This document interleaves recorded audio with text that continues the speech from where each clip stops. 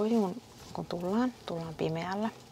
Eli oleellista on olla mukana otsalamppu, koska silloin kaikki toimenpiteet kojuun tultaessa tehdään hyvin pimeässä. Kotkakojusta kuvatessa polttoväli on parhaimmillaan olla noin 300-600 milliä, koska ruokinta on yleensä noin 30-50 metrin päässä. Mä käytän asetuksissa sulin aikana noin 1/1000–1/1600 sekuntia silloin, kun mä haluan ottaa teräviä kuvia kotkasta. Joskus on tietenkin pimeämpää, jos kotka saapuu vasta hämärällä, niin silloin voi tehdä ihan hyvin semmoisia hitaamman sulinajan testauksia.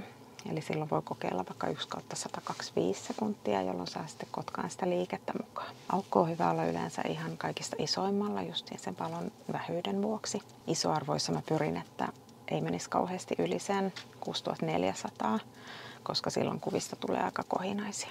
Kojukuvauksessa tärkeintä on olla kärsivällinen. Täällä vietetään yleensä jopa 10–12 tuntia kerrallaan ja suurin osa siitä ajasta on odottelua. Kotkat on ihan älyttömän arkoja lintuja, eli ne havaitsee ihan pienenkin objektiivin liikkeen.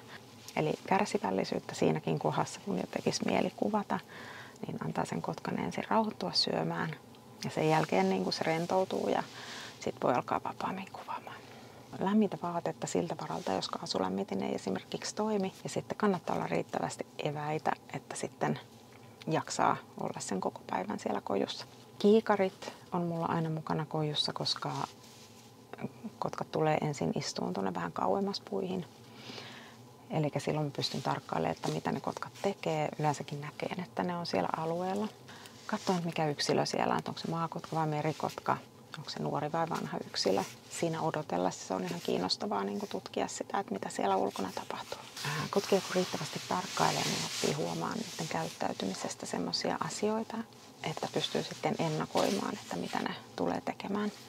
Esimerkiksi jos kotka on syömässä ja selvästi hidastaa sitä syömistä ja alkaa katsoa tiettyyn suuntaan, niin voi ehkä ennakoida, että se on kohta lähtemässä. Ja silloin kannattaa olla valmiina ottaa niitä lentokuvia. Myöskin jos kotka kovasti vilkuilee taivaalle ja levittää siivet vähän niin kuin puolustusasentoon, niin silloin myöskin saattaa olla tulossa tilanne, että sieltä tulee toinen kotka myöskin ruokinnalle, eli saattaa tulla joku tappelutilanne. Et silloin kannattaa ihan jo etukäteen alkaa kuvaamaan sitä kotkaa, joka puolustautuu, koska se on sitä ainoa keino saada talteen ne tappelutilanteet.